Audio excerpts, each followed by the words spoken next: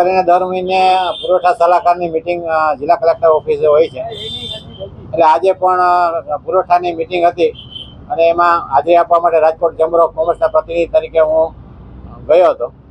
તો ગયા વખતની મિટિંગમાં સડેલા ઘઉં અને જે રાશનમાં જે અનાજ આપવામાં આવે છે એ નબળી ક્વોલિટીનું હોવાની રજૂઆત અમે ગયા વખતની મિટિંગમાં કરેલી. એટલે આ વખતે મને કલેક્ટર સાહેબે કીધું કે તમે બહાર નીકળી જાઓ. તો મેં દલીલ કરી કે ભાઈ સાહેબ તમે કેમ મને બહાર કાઢો છો? તો કે પ્રતિનિધિ નહીં ચાલે, પ્રમુખ જ ચાલશે. તો મેં કીધું કે ભાઈ બીજા ઘણા બધા ડિપાર્ટમેન્ટ એવા છે, ટોલ માર્ક છે કે બીજા ઘણા બધા ડિપાર્ટમેન્ટ એના પ્રતિનિધિ દર વખતે હોય છે. તો કે નહીં, નો આર્ગ્યુમેન્ટ.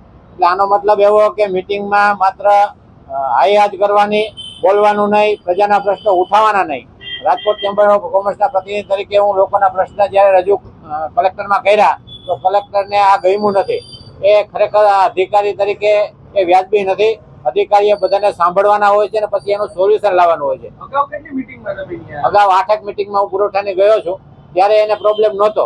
ગયા મહિને મેં આ મુદ્દો ઉઠાવ્યો, એના કારણે એને આજે મને કીધું કે તમે મિટિંગમાંથી બહાર નીકળો.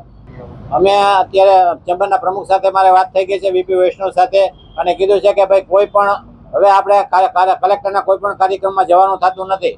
લેખિતમાં અમે કલેક્ટરને રાજકોટ ચેમ્બર ઓફ કોમર્સ તરફથી લેખિતમાં પણ મોકલી દેશું કે જ્યારે રાજકોટમાં કઈ કાર્યક્રમો હોય ત્યારે ચેમ્બરને આગળ કરવામાં આવે છે. એને કોઈ પ્રશ્ન સાંભળવાના હોય તો જવાબો દેવામાં આવતા નથી.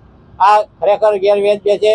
પ્રજાના પ્રશ્નોને વાચા આપવા માટે આ મિટિંગો હોય છે, પરંતુ માત્ર નાટક જ મિટિંગનું થાય છે.